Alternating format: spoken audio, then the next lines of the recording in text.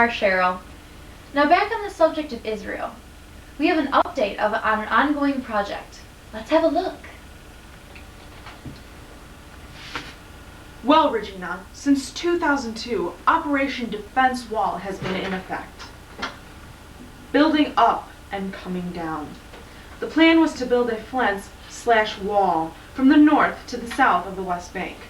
They came up with this plan, like the roadmap plan, due to the increasing amount of terror and violence in this area.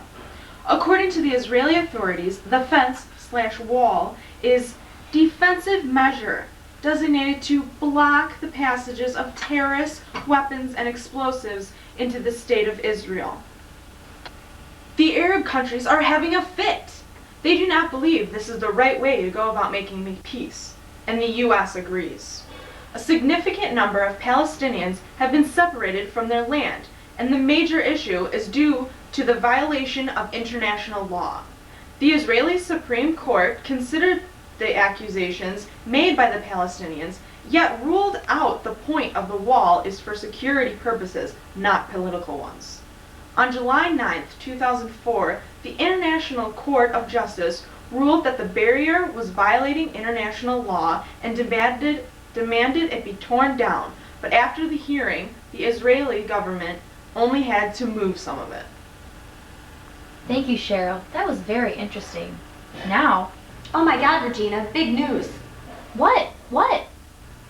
Yasser Arafat has died. This is a key event in the conflict in the Middle East.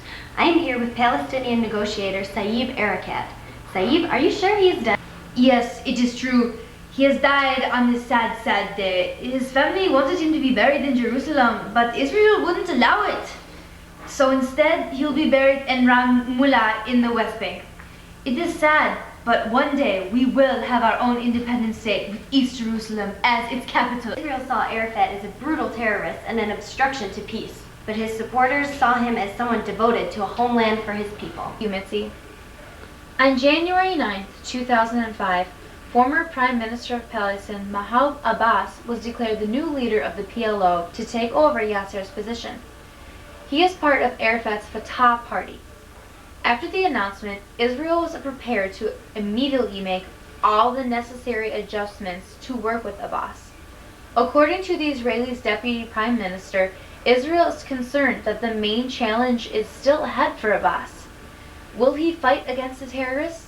And will he try to stop this bloody, violent war against the state of Israel? Mitzi, back to you. Thank you, Regina. Now on to another key player in the conflict in the Middle East, Syria. Syria was brought in the conflict with the assassination of former Lebanese Prime Minister Rafik Hariri. Since Lebanon's civil war in the 1970s, Syrian troops have been stationed in Lebanon. However, since 1989, according to the Taif Accord, Syrian troops were supposed to be pulling out of Lebanon because they don't believe they are recognizing the Lebanese independence. Hariri was fed up with Syria and wanted an end of its involvement in Lebanese affairs. With the death of Hariri in a proclaimed suicide bombing incident on February 14, 2005, Lebanon pointed fingers at the Syrian government. Syria denied any role in the death of Hariri. Nevertheless, the United Nations believed it would be best if the deployment of Syrian troops happened immediately. At one point, Syrian troops numbered 40,000, but they are finally moving out for good. Thank you, Mitzi. In more recent news, the disengagement plan is underway. In the summer of 2005, Israel agreed to remove all of their settlements in the Gaza Strip and more than 300 square miles in the West Bank, turning over the land to the Palestinians. This was Israel's largest withdrawal from territory since it's transferred its control of the Sinai Peninsula in Egypt in 1982. The plan required moving 8,000 Israeli citizens from the Gaza Strip, allowing 1.3 million Palestinians not to be under Israeli jurisdiction anymore. Also, the removal of Israeli troops from the settlements in the West Bank meant 430,000 Palestinians wouldn't be under Israeli control. After the last troops and settlers were removed in September, thousands of Palestinians stormed the old Jewish settlements in celebration, some setting fire to synagogues and religious buildings. Although some claim the removal was a kind gesture, the Palestinian group Hamas disagreed. Hamas started firing rockets across the Israeli border. Hamas saw the disengagement plan as a victory for the Palestinians and the start of the total destruction of Israel. Cheryl, can you hear me? We have Cheryl in Israel now. Get down! Get down!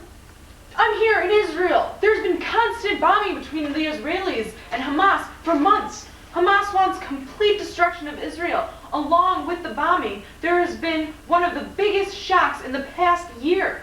Hamas has won the election for the leading group in Palestine.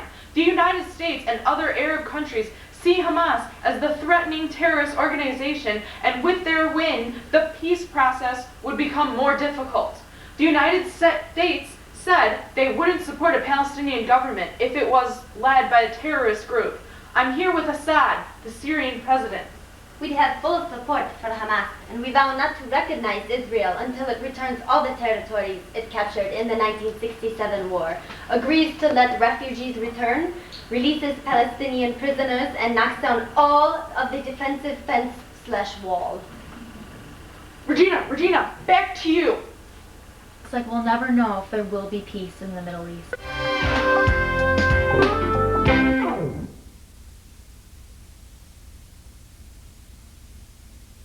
Yeah, hello. I'm here with Marwan Barghouti. I can't say that name. I knew that the end of September was the last period of time before the explosion. Fala, period of time before the explosion. But when period of time before the explosion. Oh, I sound Japanese. But when Sharon. Regina, whatever happened to that Sharon guy? Well, Cheryl, funny you should ask.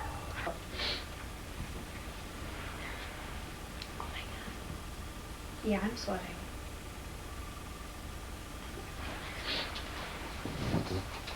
Thanks. Are you ready? Are you filming? Something wrong with your nose, Car? Yeah, it's dripping. Are you seriously filming? Why?